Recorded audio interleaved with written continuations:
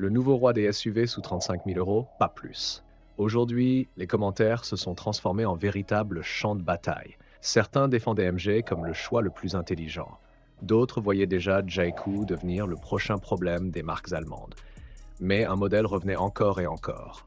Le BYD Seal U DMI ou Song Plus DMI selon les marchés.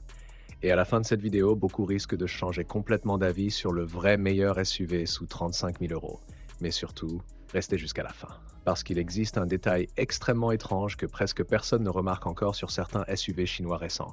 Et dans quelques années, ça pourrait devenir un énorme sujet en Europe. N'oubliez pas d'activer la cloche, que ce qu'on prépare pour la prochaine vidéo pourrait réellement surprendre beaucoup de futurs acheteurs de SUV chinois. Partie 1. MG HS PHEV, le SUV du bon sens. Avant les écrans géants, avant les signatures lumineuses futuristes, avant les SUV qui ressemblent à des concept cars, beaucoup de familles veulent encore une chose très simple. Un SUV confortable, spacieux, hybride rechargeable et financièrement logique. Et c'est exactement là que le MG HS PHEV devient dangereux. Parce que MG a compris quelque chose que certaines marques européennes semblent parfois oublier. Tout le monde ne cherche pas à impressionner ses voisins. Beaucoup veulent simplement un SUV familial bien équipé, rassurant au quotidien et surtout difficile à battre niveau prix. Et honnêtement, quand on regarde le MG HS aujourd'hui, on comprend pourquoi il commence à séduire énormément de monde en France. Pour environ 33 000 à 35 000 euros selon les versions, MG propose un SUV hybride rechargeable de presque 4,70 m avec plus de 200 chevaux cumulés, une autonomie électrique correcte pour les trajets quotidiens, et surtout un rapport équipement-prix qui devient compliqué à ignorer. Même, certaines marques européennes commencent discrètement à sentir la pression sur ce segment. Et il y a un détail intéressant que beaucoup de gens ne réalisent pas encore. MG n'est plus vu comme une simple curiosité chinoise low cost. La marque commence réellement à s'installer dans le paysage européen. En France, les MG4 sont partout. Les ZS envahissent progressivement les routes. Et même des acheteurs très sceptiques commencent doucement à changer de regard sur la marque. Mais le MG HS a aussi une faiblesse très importante dans cette nouvelle guerre automobile. Rationnellement, il est extrêmement intelligent. Mais émotionnellement, il manque parfois ce petit truc qui donne envie de se retourner une deuxième fois sur sa voiture après l'avoir garée. Et c'est précisément là qu'arrive le deuxième challenger. Jayco 7 SHS, le SUV chinois qui commence sérieusement à inquiéter les Européens. La première fois qu'on voit la Jayco 7, on comprend immédiatement que cette voiture n'a pas été pensée pour jouer le rôle du SUV chinois pas cher. Pas du tout. L'objectif semble beaucoup plus ambitieux. Ce SUV veut clairement aller provoquer Volkswagen, Hyundai, Peugeot et même certains modèles allemands beaucoup plus chers. Et honnêtement, le plus perturbant dans cette histoire, c'est probablement son apparence. Parce qu'en vrai, la Jayco 7 donne parfois l'impression de coûter facilement 10 ou 15 000 euros de plus. Grande calandre verticale, signature lumineuse agressive, ligne tendue, présence massive sur la route. Le genre de SUV qui attire beaucoup plus de regards que certains modèles européens, pourtant largement plus chers. Et l'intérieur continue exactement dans cette logique. Grand écran vertical, ambiance technologique, matériaux visuellement valorisants, présentation moderne. Pendant quelques minutes, certaines personnes oublient même complètement qu'elles regardent un SUV chinois à moins de 35 000 euros. Et c'est précisément là que Jayco devient dangereux pour le marché européen. Parce que avant, beaucoup de voitures chinoises séduisent surtout grâce à leur prix. Aujourd'hui, certaines commencent à séduire simplement parce que les gens les trouvent désirables. Et psychologiquement, ça change parce qu'une voiture qu'on achète par raison peut facilement être remplacée plus tard. Mais une voiture qu'on commence réellement à désirer, c'est plus compliqué. Et Jayco semble avoir très bien compris ça. Mais malgré tout, il existe encore une énorme zone d'ombre autour de cette marque. Parce qu'en France, énormément de gens découvrent Jayco presque en même temps. Et dans les commentaires, la même question revient sans arrêt. Oui, mais dans 5 ans. Et honnêtement, c'est probablement la vraie question.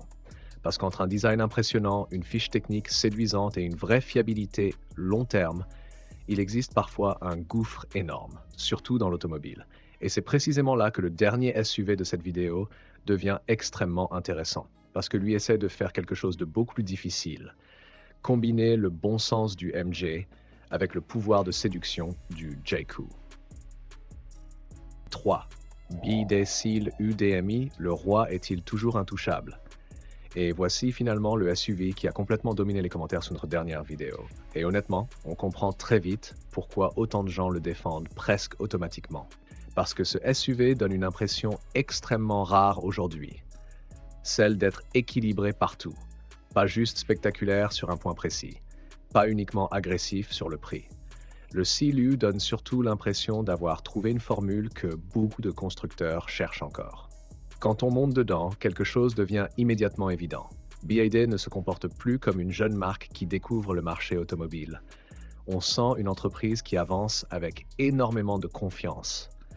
Et surtout une marque qui semble avoir parfaitement compris ce qu'attendent aujourd'hui beaucoup de familles européennes. De l'espace, du confort, du silence, une faible consommation, beaucoup de technologie et une sensation moderne sans devoir dépasser les 40 ou 50 000 euros. Mais le vrai cœur du véhicule reste probablement le système hybride DMI. Parce que, encore aujourd'hui, beaucoup de SUV hybrides rechargeables donnent l'impression d'être des voitures thermiques adaptées à l'électrique, un peu au dernier moment. Le BYD fonctionne presque dans l'autre sens. Par moment, on a davantage l'impression de conduire une voiture électrique capable d'utiliser un moteur essence uniquement quand c'est nécessaire. Et dans la vie quotidienne, la différence se ressent immédiatement. Conduite fluide, silence convaincant, transition discrète, consommation étonnamment basse pour un SUV familial de cette taille. Même certains acheteurs habitués aux marques japonaises commencent doucement à regarder BYD différemment. Et c'est précisément là que ce SUV devient très dangereux pour les constructeurs européens. Parce qu'il commence à créer une question extrêmement inconfortable. Pourquoi certaines voitures européennes coûtent-elles encore beaucoup plus cher, alors qu'elles donnent parfois moins? Et honnêtement, c'est probablement ici que la vraie guerre commence. Parce qu'aujourd'hui, les marques chinoises n'attaquent plus seulement les prix. Elles commencent à attaquer la valeur perçue. Et ça, c'est beaucoup plus grave pour les marques historiques. Mais malgré tout, même BYD n'est peut-être pas totalement intouchable. Parce qu'une autre question commence doucement à apparaître. Une question que très peu de gens regardent encore sérieusement. Que se passera-t-il si certains SUV chinois évoluent tellement vite qu'ils finissent par vieillir presque comme des smartphones? Nouveaux noms, nouvelles plateformes, nouvelles technologies, nouveaux designs, nouvelles générations qui arrivent parfois extrêmement rapidement. Song Plus sur certains marchés, Seal U ailleurs, Sealion dans d'autres régions. Et même si cette stratégie reste parfaitement logique à l'échelle mondiale, elle commence déjà à créer une sensation étrange chez certains acheteurs européens. Parce qu'aujourd'hui, tout le monde regarde surtout le prix, les équipements, la technologie, l'autonomie. Mais demain, qu'est-ce qui comptera réellement le plus? La qualité du SAV, les mises à jour logicielles, la valeur de revente, la disponibilité des pièces, ou simplement la capacité des marques à suivre correctement tous leurs anciens modèles? Et honnêtement, personne ne connaît encore vraiment la réponse, parce que l'industrie automobile chinoise avance actuellement à une vitesse presque jamais vue auparavant. Et c'est peut-être justement ça, le détail étrange que beaucoup de gens commencent doucement à remarquer. Parce qu'honnêtement, le détail caché d'aujourd'hui n'était probablement que le début. Entre le MG HS PHEV ultra rationnel, la JQ Sept qui veut clairement séduire les amateurs de SUV premium, et le BYD Seal UDMI qui semble avoir trouvé l'équilibre le plus complet, lequel mérite réellement votre argent. Le sujet n'est peut-être même plus la Chine. Le vrai sujet, c'est surtout la vitesse à laquelle le marché automobile européen est en train de changer. La vidéo qui apparaît maintenant à l'écran risque de changer encore un peu plus votre vision du marché automobile actuel.